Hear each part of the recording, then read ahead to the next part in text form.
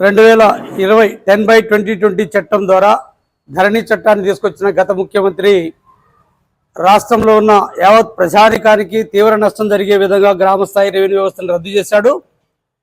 70 లక్షల మంది రైతులు భూబాధితులుగా మారిపోయినటువంటి నేపథ్యంలో నూతనంగా ప్రజాప్రభుత్వం ఏర్పడిన తర్వాత వెంటనే ఆ ధరణి చట్టాన్ని రద్దు చేసి భూభారతిని తీసుకొస్తామని చెప్పిన ఆనాడు శపథం చేసినటువంటి ముఖ్యమంత్రి రేవంత్ రెడ్డి గారు ఈరోజు శాసనసభలో బిల్లు ప్రవేశపెట్టి ఈరోజు భూభారతిని తీసుకురావడం చాలా హర్షించదగిన పరిణామం.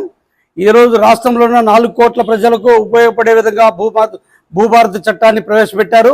ఆమోదం కూడా చేసినటువంటి శాసనసభ వర్గానికి మొత్తానికి కూడా తెలంగాణ గ్రామ రెవెన్యూ అధికారుల సంక్షేమ సంఘం రాష్ట్ర కమిటీ పక్షాన కృతజ్ఞతలు తెలియజేస్తున్నాం.